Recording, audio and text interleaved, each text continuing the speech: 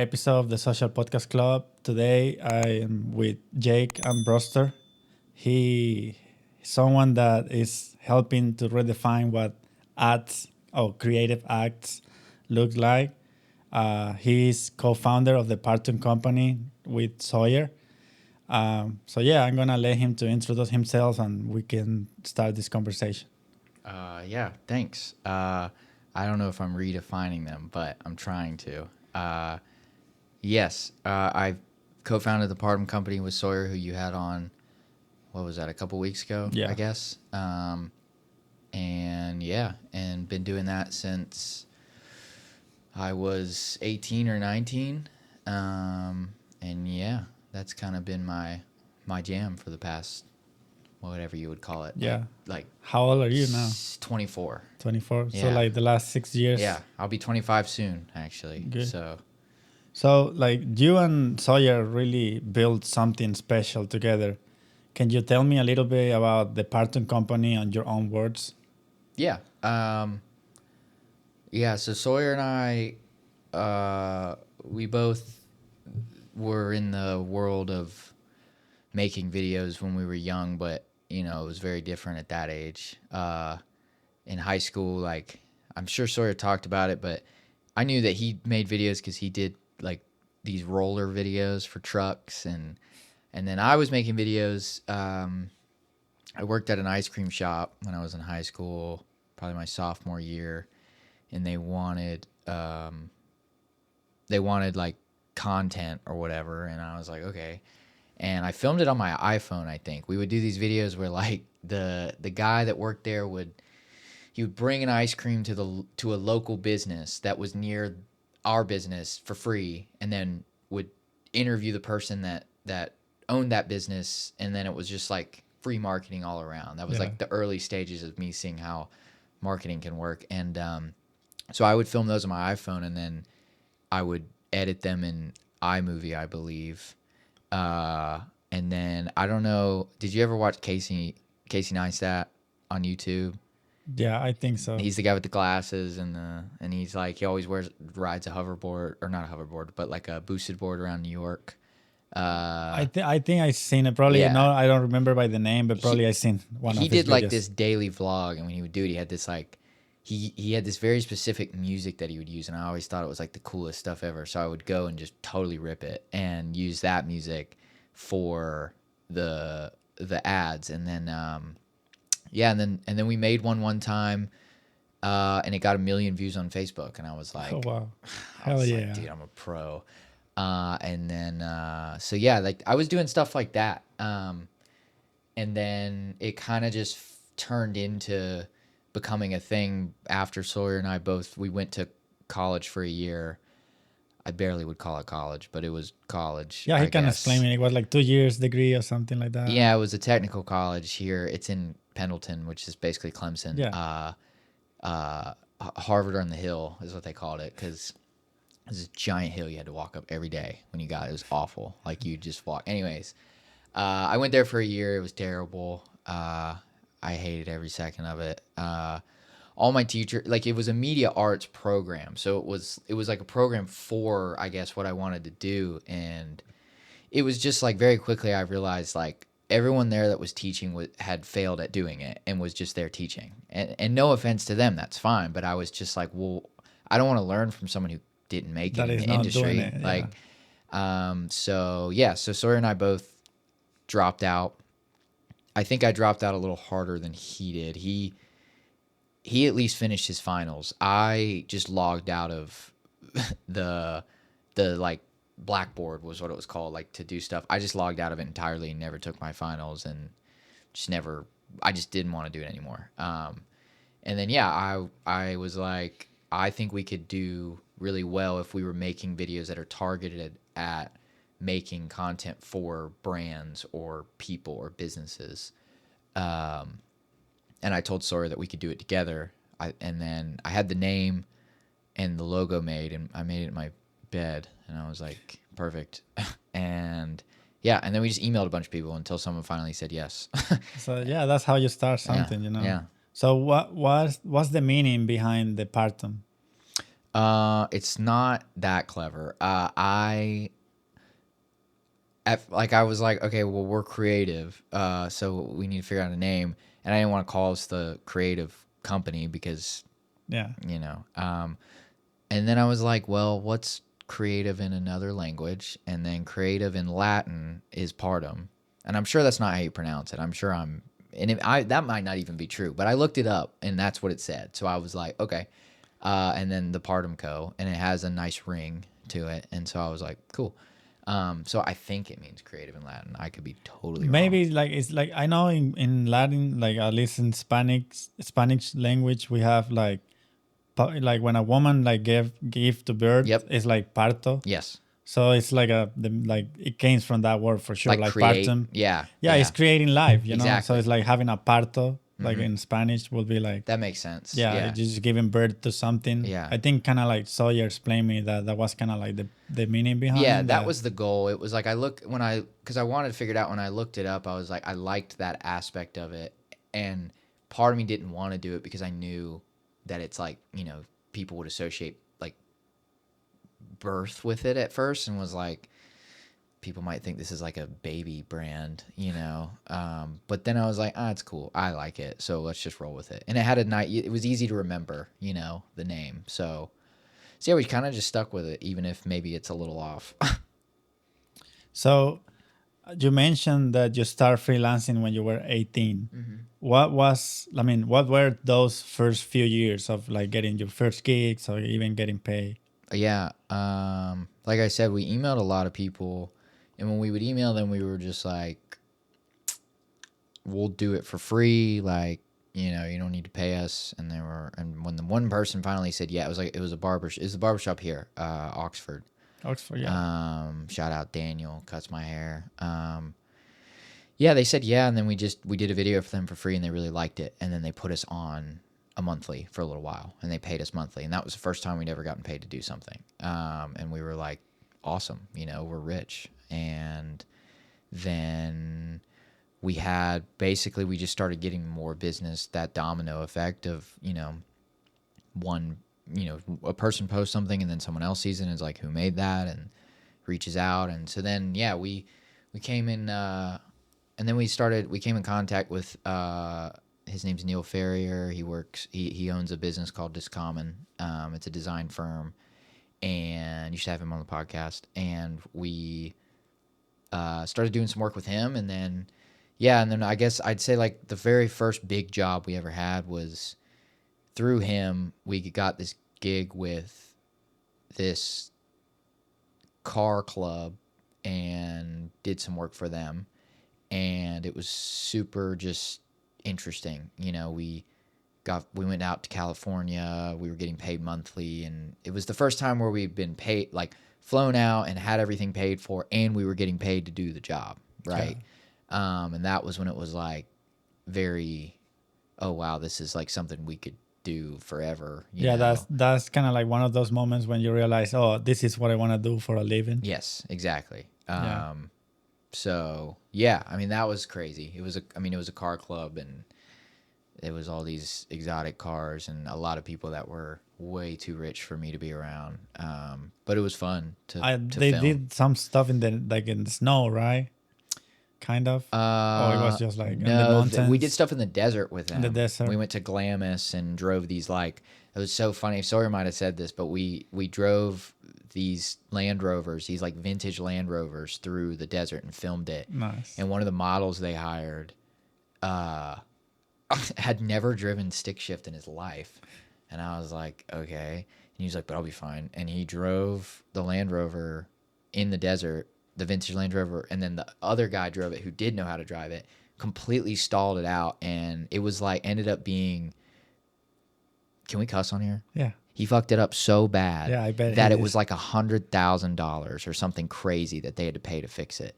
And yeah, that was wild. And that was when I realized no matter how much older people are than you or how much money they have in this industry, they're also stupid. Yeah. Like, I was like, you just hired a model who's never driven stick shift to drive a vintage stick shift in the desert today. And they're like, yeah. And then of course Yeah. breaks the car, and it was $100,000, and Oh I was shit. just like, damn.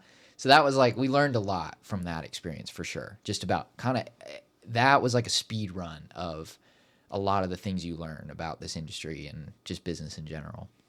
So like when you were 18, maybe turning 19, at that age, did you realize or did you already imagine yourself that you wanted to either found by yourself or like co-found with someone else? In this case is Sawyer, like like a company that will do all these videos and like big brand deals.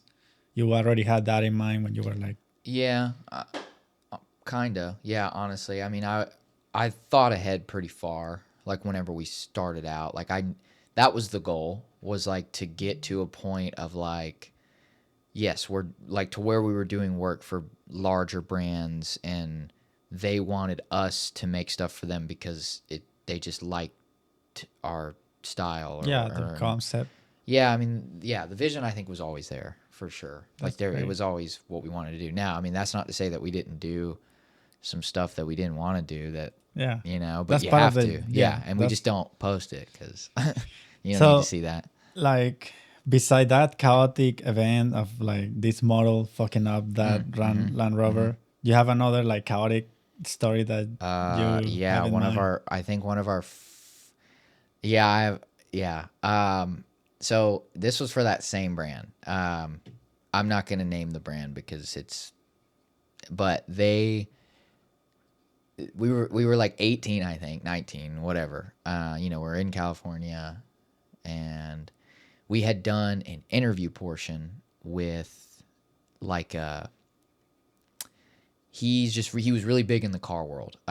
And we did this interview with him. It was like the biggest interview of like of our time there. Like that was one of the big ones, and it was a sick interview. And then we were like dumping all the footage, me and Sawyer. And when you record like with a lapel mic, you record to like a little micro SD card, Okay. not a big. It's like the little ones. Oh yeah, the small ones. And so Sawyer and I were dumping footage. Sawyer puts the micro SD card in to his laptop, and there's nothing on that one. He's like, okay, so it's on the other one, because they're easy to confuse. So he puts the other one in, and the other one, all it has on it is this audio from a wedding he had filmed. And I was like, and he looked at me, and he was like white as a ghost. And I was like, did you format the wrong card? And he was like, yeah. And I was like, okay, so we don't have any of the audio. Like just the audio from the camera, maybe. yeah. And he was like, yeah. And I was just like, fuck. And so instead of, because we knew we couldn't, we were young. I don't know. Like now, if this happened, I would just be straight up with the Be client honest, like, and be hey. like, yeah, we fucked up. But at that point, we're young. They were paying us the most money we'd ever been paid at that point. So it was like, oh my God. Like, and so I think what I did was I was like, okay. And I told them that we had lost the SD card, and they were like, okay. And I was like, but I think it's at this spot or whatever. And then we went there. Didn't find it. No, what I actually did, it was a little smarter. I brought the SD card with me, pretended to find it.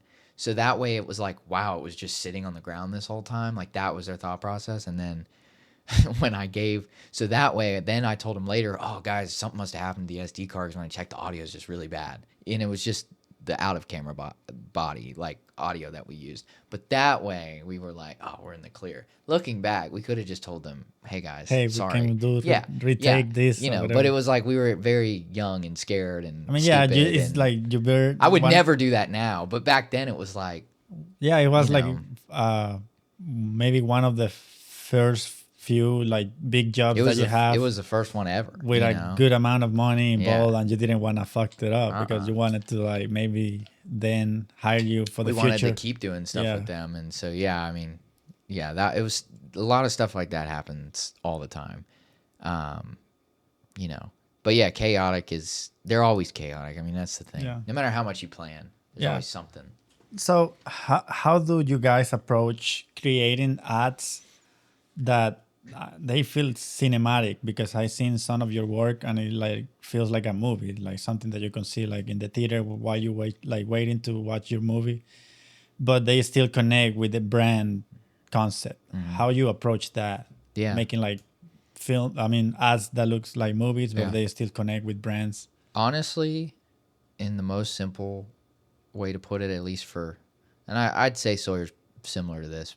Um, but a lot of times, like when a brand comes to us and they're like a lot of the work that you see is stuff that like the brand gives us a lot more freedom on, obviously. Like, you know, like you can tell when the brand gave us more freedom and when they didn't.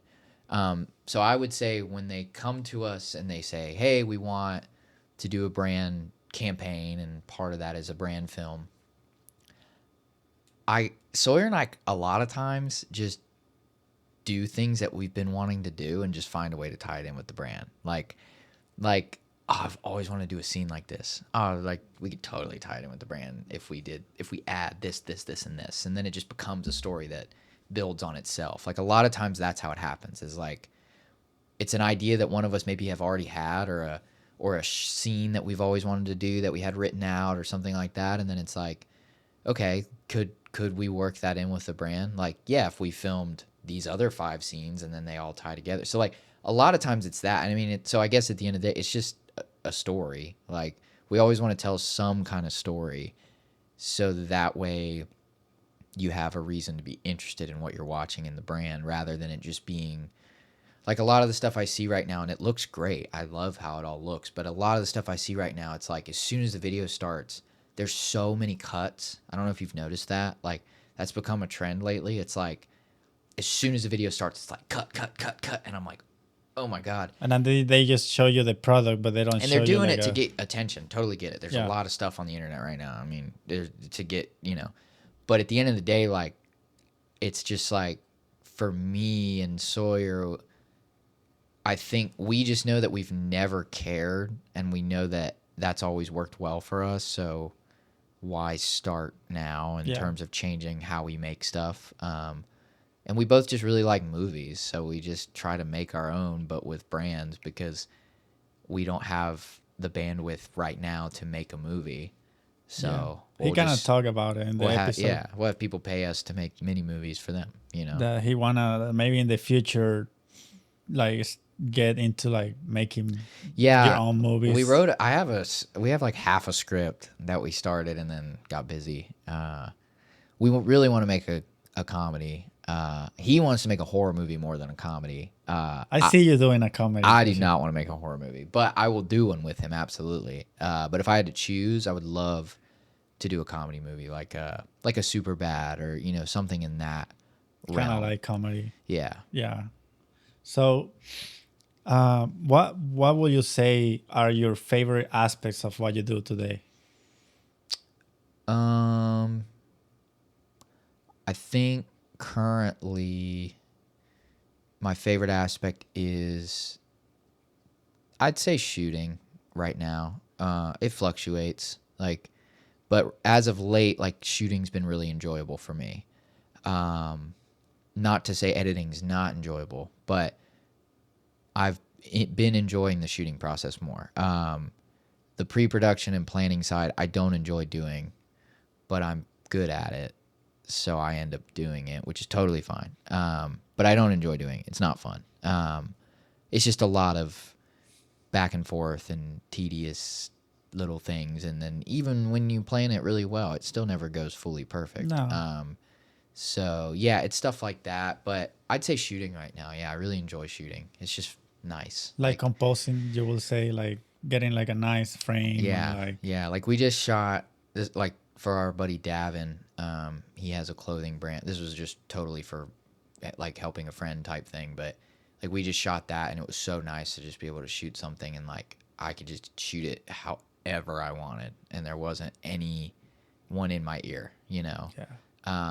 So that was super cool, because you start working with brands, like it gets real annoying after a while. Yeah, because they have certain like guidelines. They have a that you lot of want. well, it's not even guidelines. They just have a lot of opinions, and their opinions are usually really bad. And then, and you're just like, but you have to listen to them. So you're like, okay. And then you do that revision for them, and you're like, cool, you've just made it 10 times worse, but I'm Worse. glad you're happy, you know. But that's how it goes. Like, I mean, it is what it is. So,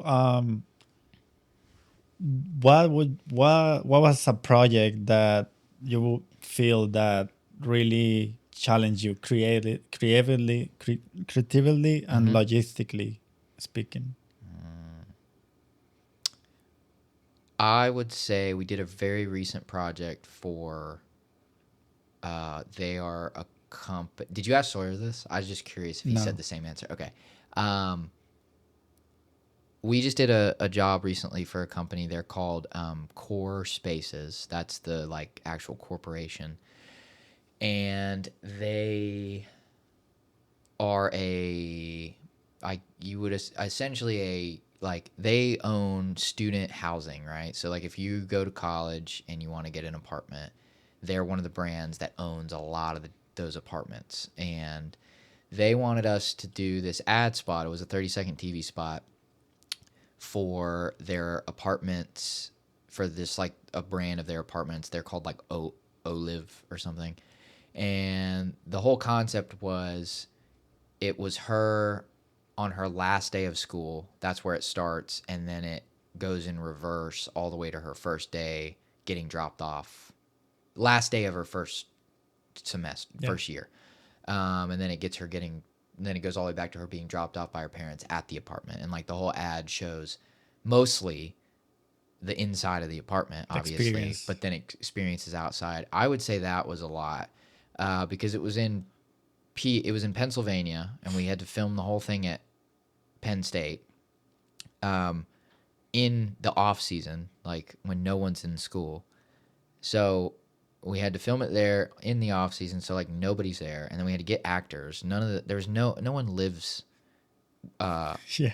by Penn State. Like no one lives there, so all the actors are they're either in Pittsburgh or they're in New York or they're in like Philly, like those are the areas. So it was like I had to source all of them, make sure that they had a way to get there, get them, make sure they had a place to stay, have food, like so it was like all, that side of it. But then it was also having all of the right things and getting it all the right rentals and everything delivered and all of that, and then going there and shooting for like a week, and then coming back and editing it. Like that one was a lot. It was a big one, and we did it with a small team. But it turned out cool. We haven't posted it because we just haven't done our own cut yet. But yeah, that one was pretty challenging. I remember I also did not investigate the hotel that I booked us good enough because we got there and I was like, oh man, it was rough. It was shitty. We like we got in and I was like, oh, and then like the rooms were crazy, like the way they had it set up. Basically, like it was like a convention center type hotel. So when you're walking down your hallway to go to your door, they're they're all central around an indoor pool. So like it was super weird. So like when you walk out of your apartment, you just get like hit in the face with chlorine, like, Uh, and it's just a pool and like everything's carpeted and like, and then also when you're going like when you're looking at a hotel, like here's your door and here's the walls. The walls were just made of glass and they just had curtains that like covered your wall. Like not all the walls, but that front yeah, wall. yeah, And I was just like, what the fuck is this place? But it was like we'd already booked it, and I yeah. was just like, okay. You will say it was a perfect spot for Sawyer film his horror movie. Yes, it was. It did he tell you that? No. Oh, he said that. He literally was Yeah. like, he said something like, "Dude, we could totally film a horror movie here." And I was like, Yeah. "Yeah, we could." Yeah, it was a weird hotel. Well, we're gonna take a little break, Sure. 1 minute, and then we're gonna come back, continue with this conversation. Sure. Cool. I like We- this soundboard. We're back. Yeah, I like the vintage look of Yeah, it. it's nice. Okay, so you say that you would like to talk about how the film industry has changed. Sure. So, what's the biggest shift you have noticed? Well, I guess when I say film, I mean film in the ad space world. In terms of actual movies just suck. I mean, that's the case. yeah. Movies are really bad these days. But in the terms of like the industry of like the branding and ad world, yeah, like I mean, if you look at it like when it first became a thing, ads used to just be this thing you made like one, and then you ran it into the ground on TV. Like Dos Equis. Remember those like most interesting man in the world commercials? I don't know if you remember those. No. It was for this beer, and they made a couple of those ads, and they ran them for years and years and years and years, and that was it, you know. And then like it became very social heavy in terms of like everything got made for social. So it was like everything was vertical, everything was like very like almost UGC looking, like, you know. And during all of that, it was interesting because Sawyer and I were still making the same style of stuff regardless. And I've just watched it change from that to basically this. It's kind of become it's like a cyclical pattern of like it's now coming back to people just making little 30-second branded like movies. But that wasn't super common. Like from like 2018 to 2000, 2021, like that really wasn't happening. Like you didn't really see that a lot. It was rare that you saw, and if someone was doing it, like they were like the GOAT. Like, and I think now it's just like it's a very saturated market of people making those types of things. It's not necessarily a bad thing, but you see it everywhere now. And I think the other part of it that I've seen change is I see a lot of ads get made that objectively and visually look amazing, and I'm like, that's crazy. I probably couldn't replicate some of these shots. Like it looks awesome. But I watch a lot of stuff now, and it's like you can see that they're overly focused on impressing people that know about film and production. That's what it feels like their goal is a lot of times now when I watch these ads, where I'm like, yeah, I mean that's cool, but what about like everyone else in the world that doesn't care about any of that? And that I think is where a disconnect has been happening lately, where like there's so many people in the industry right now that just care about making it look so sick and like make you like be like, well, how did they do that? But when I watch it, it ends and there's no point to it. Like I watch it, I'm like, well, that was sick. Yeah, but what's the And then I brand? never think about it again. I'm like, that was a cool ad, and then I Yeah. don't care about the brand. And so that's why at the end of the day, like I hope that that direction starts to go into people telling stories again, because not to say no one's doing that. There's plenty of people doing it, Yeah. but there's a lot of people that aren't. I see brands right now where I'm just like, that ad was sick. That looked awesome. I have no reason to care about your brand though. Um, Teddy could talk about this for hours. We work with Teddy who does marketing, but on the marketing side of things, and like he's all about this. Like Teddy, the guy from the gym, Yes, right? Yeah, yeah. I talked to him Yeah. this morning, and I told him like, "Hey, you gotta come over to the podcast." Yeah. He's like, "Just let me know." Yeah, and him and I agree on this. Is like, it's just if you're not giving the audience a reason to care, then you're not doing anything. You're just making something you think looks cool, which is fine if that's the goal. But yeah, I've just seen it shift in that direction. Whereas ads used to be very story driven and like memorable as to why you like the brand, and a lot of the stuff I see now is just very like overly polished and really crazy looking and cool, but I have no reason to care about the brand or invest in it. So yeah, that's just the direction I've seen it go in. But what do I know? Yeah, I mean, I think it's like nowadays everything is changing so fast that it's hard, like you say, there's people doing it, but it's hard to find someone that is really caring to like Yeah. connect the person that they're working with, Yeah. the brand with the customers. They're just Correct. trying to like impress people like that know about If- color grading or yes, editing. it feels like they're trying to impress film bros, and I'm like, well, you did, Yeah, but that doesn't but bring nothing to the brand that's paying yeah, you. but that's mainly what you did. You didn't impress, Susan at her house that would use this brand, because she just cares about what the product or what the brand is and why she should care about it. And that 17th transition you did isn't going to make her care. So that's some of this direction I've seen stuff going. And I'm not saying I'm right that it's not the right thing to do, but for me at least, I don't love it. I hope that it all circles back, which I think it is. It looks like it's all just like everything does. Everything Yeah, it's like a repeats. cycle. And it looks like it's going back to, what it used to be. Yeah. So, do you think technology nowadays is and social media, they're helping or they like limiting creativity?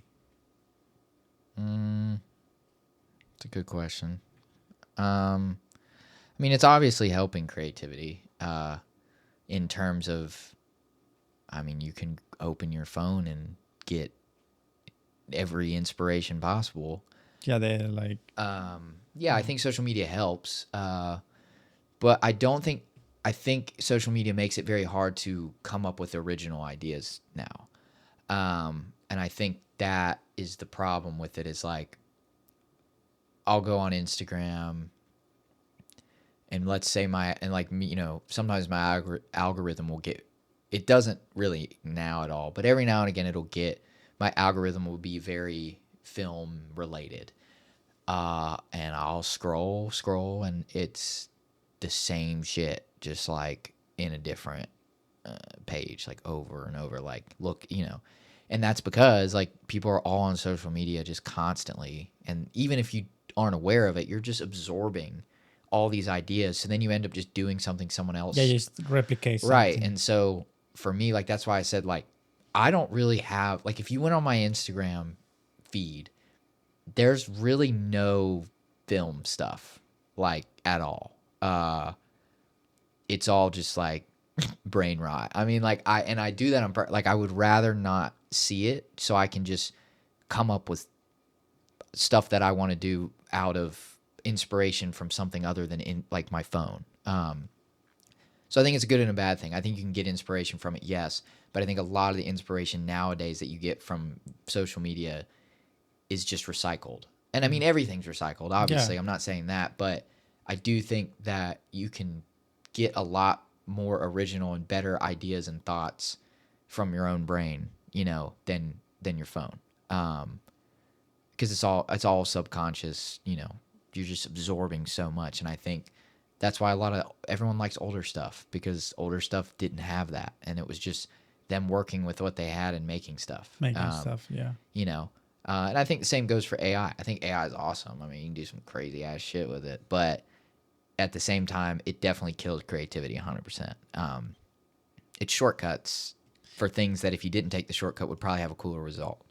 But it just depends your thoughts, how you feel about it. Like, if you really just love to make stuff, then you're going to do it all yourself, and I think that's great. And if not, that's also okay. That's how you want to do it. Yeah.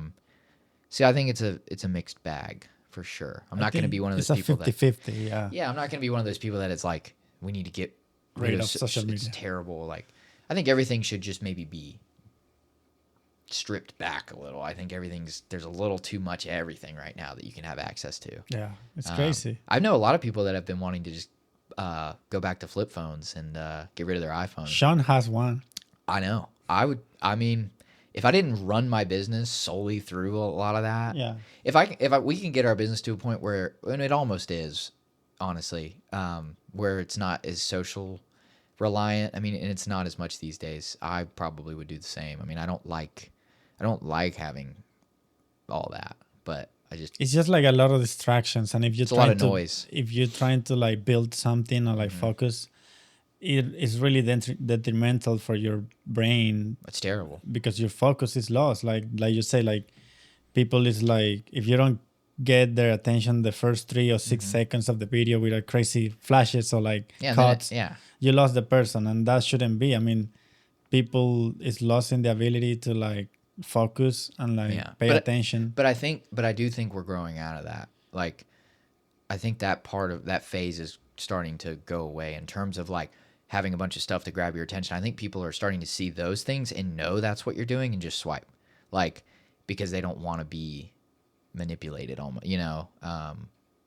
so I don't know. I think maybe we're rounding a corner on it at some point. I think we're going to get to a point where using AI, or at least creating like videos 100% AI, won't be cool anymore. I mean, it's not cool now. It's just something people do, Yeah, like, actually, yeah. Yeah, I mean, I don't think anyone really likes it, but it's annoying. Like, now that I'm watching like a podcast or something on social media, and then this like AI ad pops up, like it's like a fake person that you can tell is AI just screaming something out. I hate it. I'm like, I hate that, and I hate when you see graphic design done by AI because it's so. There's a billboard here in Greenville. I don't know if you've seen it. It's over on Church, North like Church. there's a billboard for this like I don't know, I think it's like doctors or chiropractors or something. If you're on, if like you were to go on Wade Hampton and like turn where you were going behind the Harris Teeter, Okay. okay, there's this billboard and it's like all the doctors there, 100% AI. AI. The whole thing's AI, and I was Crazy. just like, it's like, damn, even Greenville is doing AI, you know? So yeah, I hate it too. I think it's terrible. Yeah, I think it's just like also like the thing with AI is like taking away your capacity of like thinking by yourself, like your critical thinking. You're just like, hey, I need you to like help me to structure this. And it just give you all the answers without any other input. Yeah, right. So like you don't really like thinking like how I can make this more interesting or Yeah, like and there's what no, can I- and also there's nothing, there's no flaws, which is what makes it human, and that's what people like, are the little flaws here and there. You know, that's what makes things real. And AI has no flaws. Like, you know, you can make this thing perfect, whereas if you tried to do this thing by doing it yourself, you'll be like, oh, I did it, but it'll be completely different result than if you used AI. And I think that's why people hate it so much, because you didn't have to put any work in. And then there's people that are like, well, I use it as a tool, and that's fine. I use AI as a tool too. That's totally fine. But it's when you're just blatantly using it to create something from nothing. It's like, dude, yeah, like at least it's try. yeah. I mean, yeah, I use AI too for like I use it for like editing the podcast Yeah. or stuff like that. I use it for like I mainly use it for like background regeneration, meaning like if there's something in the background I don't like, I'll just circle it and say get rid of this. Like Yeah. for sure, I don't mind using AI for that because there's no creativity in that. That's just Yeah, touch just need ups. to, yeah. You know. But that's about it. So you told me about that you also make music on the side. I do. So and you have like you're releasing an album next year in January. I should. Yeah. Yeah. In So like theory. what like tell me a little bit about that. Like how Sure. you start making music. Sure. I did it for. I started playing guitar when I was really young. Like I was probably like 10. And I started playing guitar, and then I just kept doing it. And then when I was basically all through high school, I lived in a neighborhood and had a friend that lived down the road, and he played drums. And we would go to each other's houses like all the time, and just sit there for hours and just play shit. Like he would play drums and I would play guitar. Like I love that's drums.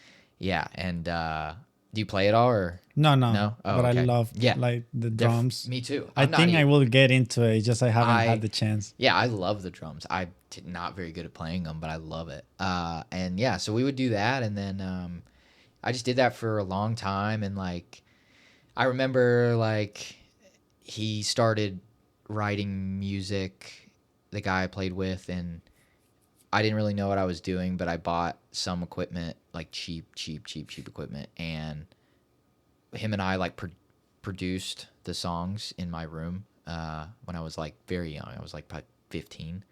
So I learned how to do a lot of stuff at that age, like how producing works, like how to produce music on your laptop. And then we did that, and we were in a band for a while. We went and played some live shows. Like the biggest show I did, I think, was like 1,000 people. And I was like, Yeah, and the rock I'm star. gonna be a musician forever. And then and then I stopped doing really anything music related for a pretty long time, at all. Like I still played guitar, Nice. like would pick it up, whatever. But I didn't write music. I didn't play live shows. I mean, for probably, dude, I mean, like 7 years. I mean, I didn't touch it. And then like I don't know why. I don't know what sparked it or what it was, but I was like, I should do that again. I always enjoyed doing it. So then I just bought some stuff that I knew I needed to record with, because I enjoy the recording process. Even like I enjoy writing, and then I enjoy producing it. Because it's like editing. I mean, it feels like you're editing. And so I just bought everything, and then was like, okay, I want to make I had a goal. I was like, I want to make 3 songs, put them on an EP, and it'd be a very summery, like summer EP. And that was the goal. And then I worked on it, and there's a lot of songs in a folder somewhere that were a lot of the trial and error of me getting back into recording, because it's a very hard thing to do. Making Yeah. music's very difficult. No matter how good you are, it's hard to make a song that's good. Yeah. You can make a song any day, but to make a song that's good, really difficult. I still don't think I've really done that yet. But so I worked and worked, made a lot, and then yeah, so I put out an EP. It's out right now. Shades of Green. It's got 3 songs. And What then kind of sound it is?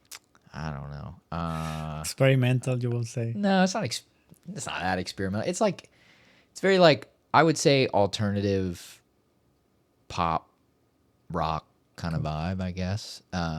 So yeah, and then after that, I did that, and then didn't make anything for a little bit, and then just slowly started making stuff again, and somehow now I've got like 8 songs racked up that aren't all the way done, but they're close, and I think that I should have them done by January, and would put them as an album, and yeah, I'm excited. I mean, I'll put out. I'll probably put a couple of the songs off of there out as singles first, just because Yeah. Spotify likes when you do that for whatever reason. promotes. Yeah, and I'm not going to promote too much. I do it just to do it. I don't really do it for any goal. Yeah. It's almost like I just make music for my friends to listen to at this point. That's good. But it's fun, and I enjoy doing it. And yeah, so hopefully by January we'll see. And do you think that like music helps fuel your filmmaking career? Yeah. Oh too? yeah. I mean, that's also why Sawyer and I edit the way we do, because we're both pretty music like. He's not as into music nowadays at all, but he used to play guitar, like he still plays guitar, like he's musically inclined, like, you know, me and him both are. So when we edit, you really see that, I feel like with the way we cut and how edits have a pace. Like our edits always have a pace. Like we're always editing to a tempo, you know, and I think that comes from music and the music we pick. I'm very picky about music. Like, so when we edit the songs, I'm like, if the song sucks, like I'm not going to edit to it. So yeah, music definitely plays a part for sure in it all. So, what has been like the hardest part of your creative journey so far? For you personally. I would say the hardest part is sometimes you're not creating. Like it's just sometimes you're not. Like sometimes you're doing jack shit. And that's okay. If, you know, sometimes you need that. And sometimes you're not going to be creating or doing something that's maybe feels like you're doing something, because that's just life. And I think that's been the hardest part for me, is accepting that sometimes, because there are times where, you know, maybe I'm not creating or maybe I'm not. And like, it's easy to get almost kind of either stressed out about it or just down about it or anxious about it, because it's like, well, what am I doing, you know? And so, and recently I've gotten a lot better about it all, but it's just accepting like, hey, sometimes this is just part of the plan for you, like what you're going to do. Sometimes you're not going to, you know, get that thing done, or you're not going to create the next best thing, or you're like, some days are just days. I think that's been the hardest part. I feel like a lot of people can probably relate to that. Maybe just that feeling of, well, if I'm not creating, what am I doing? You're still alive. Yeah, you're so, existing. Yeah, you're existing, dude. It's okay. Like, it's okay that today maybe you made a sandwich and watched a movie. Like, it's cool. Like, Yeah, like rest days are important too. yeah, it's all right. Like, you know, and everything you do is creating, even if you don't feel like it. So, Yeah, I like think just accepting just that. living itself is a creative act, like Yeah. Rick Rubin says. Making a sandwich is pretty creative. You gotta Yeah. pick what you want on it. So, what habits or mindsets you will say help you grow as an artist and as a person too? I think you definitely have to have some discipline. Or at least, like, that's how I look at it. Like, I know a lot of creative people that'll never do that well because they have no discipline. And I'm not saying wake up at 5 a.m. and grind, and I don't mean that. I just mean, like, you know, do things that are going to better you, that aren't just editing or creating. Like, try to work out, try to find other hobbies, like, and take care of your body, like, and do these things, just because that all plays into being creative and succeeding in being creative by having a business. Because if you're not prioritizing yourself and everything else in your life, like to be good, then that part of it's also going to start dropping.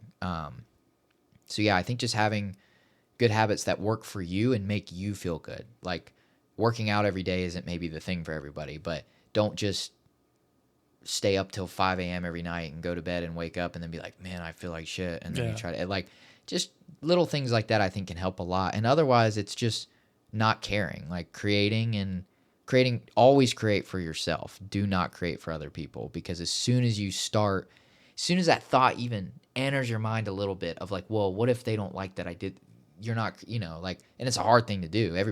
It's very hard to do, but remembering that creating for yourself always It's gonna be the best way. always going to be the best end result every time. Yeah, that like I repeat this a lot, but like Rick Rubin says, like the audience always come last. Yeah, dude, who cares about them? Yeah, like if you like it enough, just put it out. If you're creating, it's for you. And the only time the audience matters is if you're creating for someone else.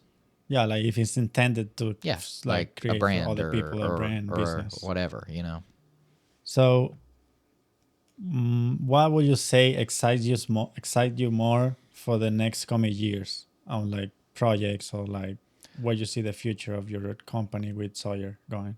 I think we've gotten to a point where we've kind of earned our stripes. Not fully, but we're getting to that point, I think, where we've earned our stripes and like kind of positioned ourselves in the industry of like people know what we do and how we do it. And I'm excited to kind of see what that turns into over the next couple of years, because every year it's always become more and more in the direction of what we want, which is people reach out to us and they want us for us, not just as a workhorse at their disposal. Not to say that doesn't happen sometimes, but so I'm excited to see like what types of projects that brings, because obviously we've dipped our toes in everything. We've done music videos, we've done all these branded pieces, so and with every single one we do, we still do it our way, and I think that's positioned us well. So I'm excited to see like the uniqueness in different types of things that start to come our way, especially with the way the whole industry is changing and what brands and companies are now looking for.